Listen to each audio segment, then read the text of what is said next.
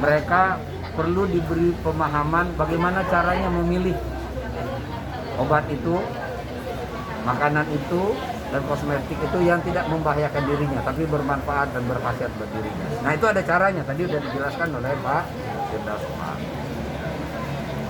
Yang kedua, masyarakat kita ini kan harus kita lindungi dari berbagai ancaman penyakit. Karena memang tugasnya negara itu melindungi segenap tumpah darah dan wilayah Indonesia. Nah, salah satunya sekarang kita sedang dilanda pandemi, maka mau tidak mau kita harus menyadarkan masyarakat yang pertama untuk mencegah jangan sampai tertular atau menularkan. Makanya prokes ini jadi semacam wajib. Karena ini untuk mencegah jangan sampai kita tertular atau menularkan. Nah yang kedua, masyarakat kita ini harus ditingkatkan imunitasnya. Karena sampai sekarang virus ini belum punah atau belum berkurang di Indonesia, malah ada ancaman varian baru ya. Ada varian baru, ada ancaman gelombang ketiga. Oleh karena itu, masyarakat kita ini harus divaksin untuk meningkatkan daya tahan mereka, sehingga kalaupun mereka kena tidak parah. Nah, saya cerita tadi saya kena bulan lalu saya kena COVID, tapi karena saya sudah divaksin 2 kali, tidak demam, tidak panas, tidak batuk, dan tidak ada rasa apa-apa.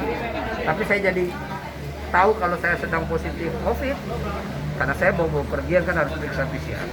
Oleh karena itu yang sudah divaksin 2 kali pun tidak boleh melepaskan masker, karena masih berpotensi tertular atau menularkan.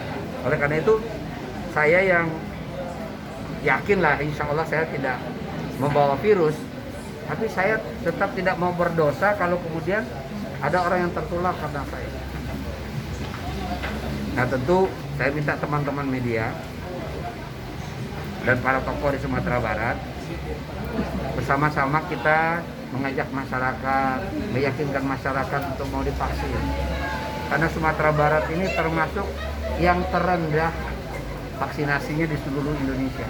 Iya. Sehingga 3 hari yang lalu itu Menteri Kesehatan menegur Pemda Sumbar. Iya. Apa sih masalahnya?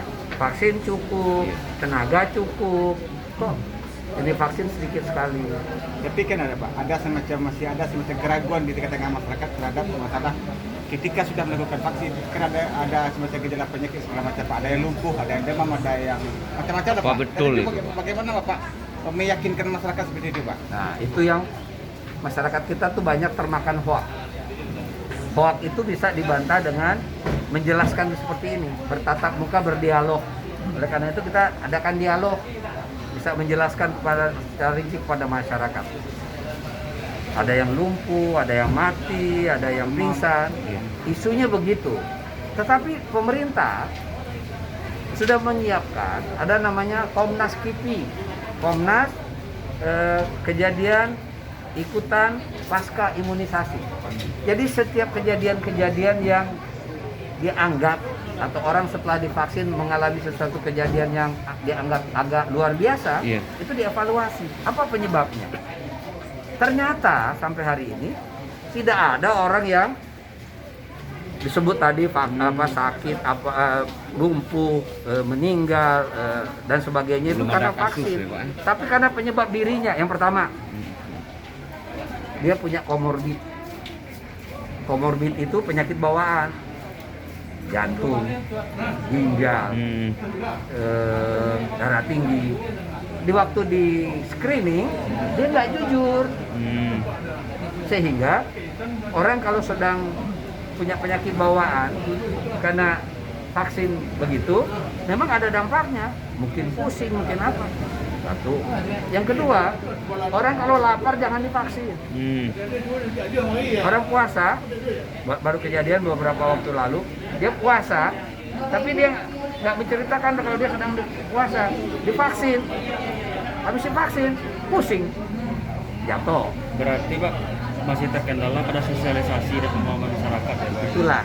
Mungkin dengan cara-cara seperti ini bisa penguatan untuk sosialisasi. Iya, saya berharap bersama Pak Firdaus hari ini kita undang 200 nih pagi ini. Nanti kita undang 250 lagi, 500. Sudah sosialisasi terus divaksin. Kita berharap mereka menjadi duta vaksin. Iya, menyampaikan. Setelah divaksin menjadi duta vaksin, menyebarkan informasi yang positif ini dari mulut ke mulut ke masyarakat kita. Karena biasanya kan dari mulut ke mulut lebih efektif daripada pakai ini atau pakai media. Tapi media efektif juga. Apalagi media yang online. Jangan diolah-olah, makanya tolong diolah yang baik aja. Saya singgung sedikit Pak terkait masalah dari Bapak sampaikan di forum tadi ini dalam rangka kompanya ada yang menyatakan seperti itu, bagaimana dengan Bapak? Dalam rangka apa? Kita dari ini, katanya kan Bapak ada ketemingan apa kompa ini, katanya kan masih jauh ini banyak. Jadi begini, itu kaitannya begini. Saya sebagai anggota Komisi 9 dipilih oleh masyarakat Sumatera Barat. Tentu ada program-program pusat yang saya bisa bawa ke Sumatera Barat untuk menolong masyarakat. Si Junjung nih insya Allah sampai tahun ini saya akan bangun 3 BLK. Satu BLK-nya itu tahun lalu 800, tahun ini saya bangun ada 2 BLK, masing-masing 1 miliar, 2,8 miliar. Tapi kemudian berkembang isu di publik, kok Pak Darul ngapain bangun itu, kan itu pesantrennya PKS, oh itu pesantrennya P3, kok Pak Darul bangun di situ? Saya bilang nggak ada urusannya dengan saya, mau PKS, mau P3, mau apa, asal bukan PKI. Saya membangun itu untuk rakyat, bukan untuk partai. Nah, saya nggak ada tujuannya kampanye. Kalau tujuan kampanye saya nggak ada di sini. Saya mesti di Jakarta sekarang, ulang tahun Golkar nih. Saya mesti bersama-sama DPP Golkar. Buat saya rakyat lebih penting daripada kita bicara partai hari ini. Kita yang penting itu menyehatkan rakyat, meningkatkan kesadaran masyarakat untuk hidup sehat. Karena hanya dengan sehat, insya Allah fid dunya hasanah wa fil akhirati hasanah. Nggak ada ceritanya fil akhirati hasanah kalau tidak sehat. Kalau tidak sehat tidak bisa ibadah, tidak bisa beramal soleh, tidak bisa menunjukkan akhlakul karimah. Jadi nggak ada urusannya kampanye. Mungkin Pak tambahan dari Bapak BPOM Pak. Ini terkait sama Ibu ini. pengawasan badan makanan Pak. Untuk si Junjung sendiri Pak, itu pengawasan itu berkala nggak Pak dilakukan atau seperti apa Pak? Ya, terima kasih. Jadi Badan POM mempunyai unit pelaksana teknis ya. Untuk di Sumatera Barat sendiri ada 3 unit pelaksana teknis, yaitu Balai Besar POM di Padang, kemudian Loka POM di Damastraya yang menguasai 2 kabupaten, yaitu Kabupaten Damastraya dan Kabupaten Tidung. Dan yang ketiga adalah Loka POM di Payakumbuh, menguasai 4 kabupaten kota, yaitu Payakumbuh, Bukit Tinggi, 50 kota, dan Agam. Jadi sisanya itu adalah diawasi oleh Balai Besar POM di Padang. Nah, kita dalam pelaksanaan topoksinya itu secara rutin melaksanakan pengawasan baik itu sarana produksi, sarana distribusi, kemudian kita melakukan sampling di daerah Sumatera Barat. Nah, jika ada temuan sarana yang memproduksi atau mendistribusikan produk yang tidak memenuhi ketentuan, itu akan kita berikan sanksi sampai yang paling berat itu adalah ke proses pro-justisia namanya, yang kita libatkan dari aparat kepolisian. Nah, untuk tahun ini di Kabupaten Tidung sendiri itu ada satu yang kita proses ya, terkait ditemukannya kesediaan farmasi berupa obat tradisional dan kosmetik yang tanpa izin edar. Nah, dalam hal ini kita tetap konsisten melakukan pengawasan tadi, sehingga nanti kita harapkan masyarakat mendapatkan produk obat dan makanan yang aman. Kami juga menggait atau berkoordinasi dengan lintas sektor yang lain yang ada di pemerintahan daerah. Yang paling dekat itu dari Dinas Kesehatan ya, kemudian Dinas Pangan, Perindak dan lain sebagainya, dalam rangka bagaimana nanti baik itu pelaku usaha, masyarakat kita edukasi dan pelaksanaan pengawasan di lapangan. Tapi biasanya Pak kalau untuk tingkat kabupaten kan pemeriksaan makanan ini menjelang waktu Lebaran, waktu puasa lah, menjelang waktu Lebaran. Nah, karena masih banyak sering ditemukan Pak, banyaknya bahan-bahan kimia yang berbahaya pada makanan. Nah itu gimana caranya agar itu lebih efektif Pak ditangani supaya tidak beredar di masyarakat? Ya, jadi terima kasih. Jadi dalam pelaksanaan kami itu di bulan Ramadan memang kita laksanakan identifikasi dan kita ada pemberitaan ke media massa. Tetapi di luar itu kita rutin melaksanakan pengawasan. Memang yang terdengar karena kita beritakan itu di bulan puasa saja. tapi di bulan-bulan yang lain tetap kita melakukan penguatan. Nah, untuk itu dalam melaksanakan penguatan, terutama terkait dengan pangan, itu sesuai dengan Permendagri 41 tahun 2018, kita punya namanya tim koordinasi pembinaan dan pengawasan obat dan makanan, khususnya untuk pangan. Jadi di sini untuk di Pemda Kabupaten Sujung itu diketuai oleh sekdanya, kemudian kita anggotanya, Balai Besar POM, Lokapom, kemudian dari Dinas Kesehatan dan dinas terkait melaksanakan kegiatan yang kita jatuhkan rutin. Dan kita memang dalam pelaksanaan kegiatan tidak bisa dengan lintas sektor terkait karena memang daerahnya kan luas ya. Nah, untuk itu tadi kita lakukan edukasi bahwa dalam pelaksanaan pengawasan itu ada 3 pilar. Pemerintah melakukan pengawasan, mengeluarkan regulasi, kita dengan lintas sektor melakukan pengawasan. Kemudian yang kedua dari industrinya, mereka menjamin produk yang mereka produksi itu aman untuk digunakan. Yang ketiga adalah masyarakat. Hari ini kita lakukan edukasi ke masyarakat, bagaimana mereka proteksi ya, mencegah sebelum mereka memilih atau membeli suatu produk obat dan makanan, sehingga nanti mereka tidak terpapar dari produk obat dan makanan yang tidak memenuhi ketentuan. Memang di pasaran masih banyak kita temukan. Nah, untuk itu juga partisipasi masyarakat, silakan melaporkan. Tadi sudah kita sebutkan media sosial kita atau ada aplikasi kita Galamai terkait di lapangan ditemukan produk obat dan makanan yang tidak memenuhi ketentuan. Nah, kita akan turun langsung dengan dinas terkait untuk melakukan penertiban dari produk-produk tersebut. Dan terakhir Pak, untuk air galon isi ulang tuh juga harus izin Depkes itu gimana itu Pak? Jadi bedakan antara air minum dalam kemasan ya. Contoh air minum dalam kemasan ini saya sebutkan Sajua ya, Sajua, Aqua, memang itu izin edarnya dikeluarkan oleh Badan POM karena dia persyaratannya adalah SNI, Standar Nasional Indonesia. Itu izinannya oleh Badan POM. Terkait dengan air minum isi ulang itu sesuai dengan regulasinya adalah di Dinas Kesehatan Kabupaten Kota setempat. Nah, sebenarnya kalau air itu ada aturannya ya dengan Dinas Kesehatan, mereka punya sertifikat like hygiene. Nah, itu terkait dengan air minum dalam kemasan. Walaupun nanti di dalam perkembangannya masih ada pelaku usaha yang tidak sesuai aturan, kami Badan POM dengan Dinas Kesehatan akan tetap melakukan penerimaan dari sana. Saya mau tambah satu ya, kaitannya dengan Pak Dinas Kesehatan. Iya. Saya dan saya kira masyarakat Sejunjung juga harus bersyukur. Insya Allah tahun depan Sejunjung ini akan mendapat satu bangunan rumah sakit Pratama. Tahun depan itu hanya ada 12 rumah sakit Pratama dibangun di Indonesia.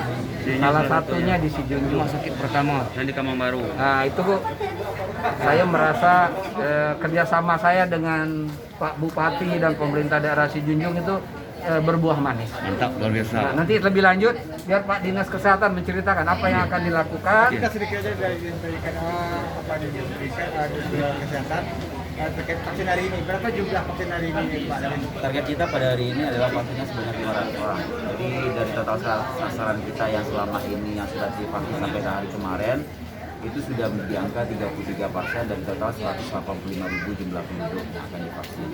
Kita bersyukur sekali dengan situasi dan kondisi kita pada hari ini, sosialisasi terkait dengan pangan, kemudian sosialisasi kita terkait dengan vaksin dan langsung pelaksanaan vaksinasi hari ini.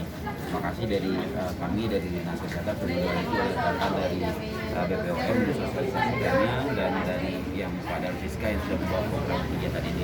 Ini bukan kegiatan pertama dilakukan oleh Pak Darul Siska di Kabupaten Sejunjung untuk pelaksanaan vaksinasi itu sudah ini yang ketiga ya Pak. Ini yang ketiga. Yang keempat, Pak.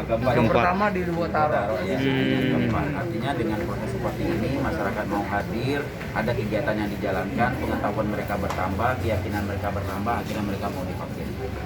Dan terkait rumah sakit yang disampaikan Pak Menteri tadi gimana ini? Ya, rencana pembangunan rumah sakit pertama di Kabupaten Sejunjung kita sudah dapat anggaran lebih kurang sebesar 70 miliar.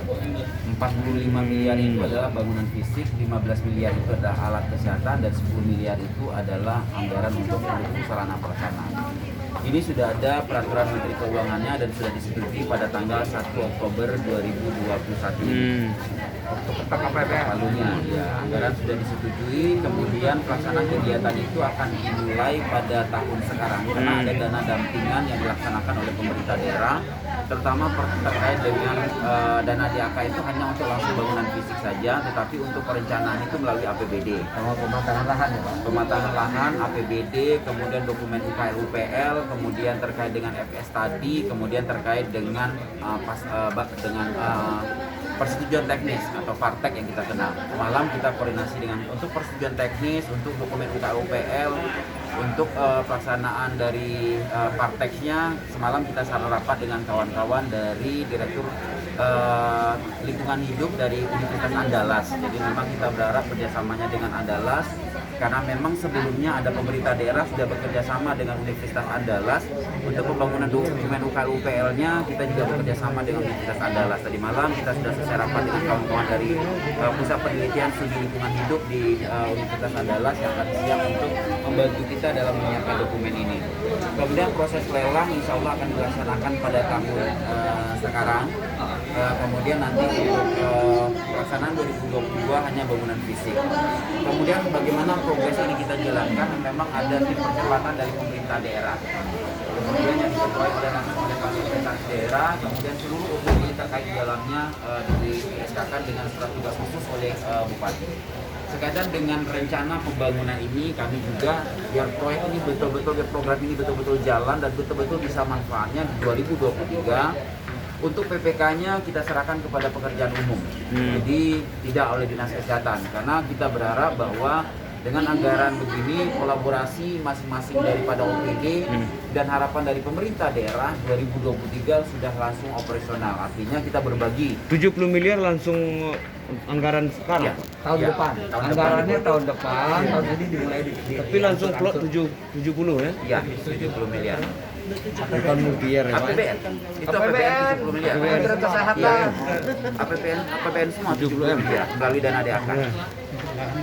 Iya dari kamu. Oh, Mengemis kita untuk mendapatkan satu di antara 12. Kenapa ditunjuk di Sinjung, Pak? Kenapa Sinjung, Pak? Ya rezekinya orang si Junjung. Pak.